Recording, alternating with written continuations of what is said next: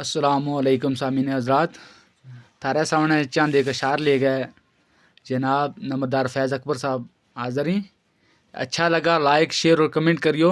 शायर फजल हुसैन डोडी चैनल ने सब्सक्राइब करियो। लियो जी करो स्टार्ट। हम गोई दी बैठ शेर दे इसलिए याद नहीं पर चलो थारा कहन वास्ते हो एक दो बोल शुरू हो। जी जी होए गैन गमागे चौधरी अड गए खुशी ऐसी राम नू छोड़ रही सुभान अल्लाह।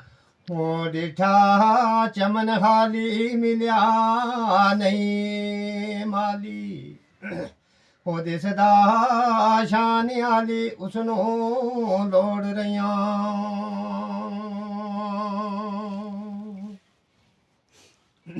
बेशक ते जलवा देन न्यारे ज्यों कर चमकन तारे प्यारे मिले ना नैन चोड़ रहिया ओ पाया दीद ना अबद माशूक वाला ओए सिर कज के मुखड़ा मोड़ रहिया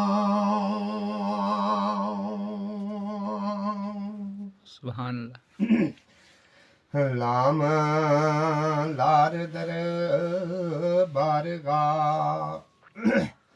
बाग अंदर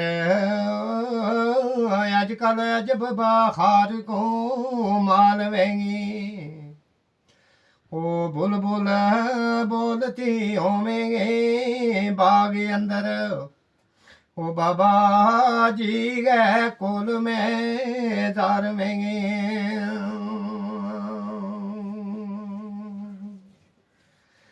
ते रौनक लगती होवेंगी सजना पीड़ो महफलामा अंदर बार वेंगे ओ शमस दीन जी नेक नसीब उनगा ओ जिनगी हाजरी लार दर बार वेंगे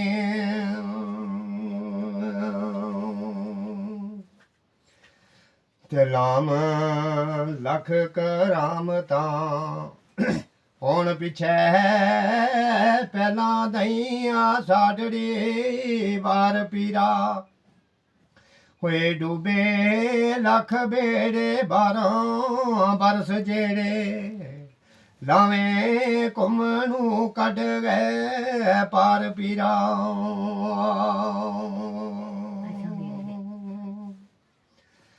ਤੇ ਦਿੱਤੀ ਤੁਧ ਬੋਲੀ ਸਾਰੀ उमर डोली वास्ता रब दा है चपो मार पीरा होए अबद वास्ता सन ओ सेन दा जी साडियां सिरां ते गम ओ तार पीरा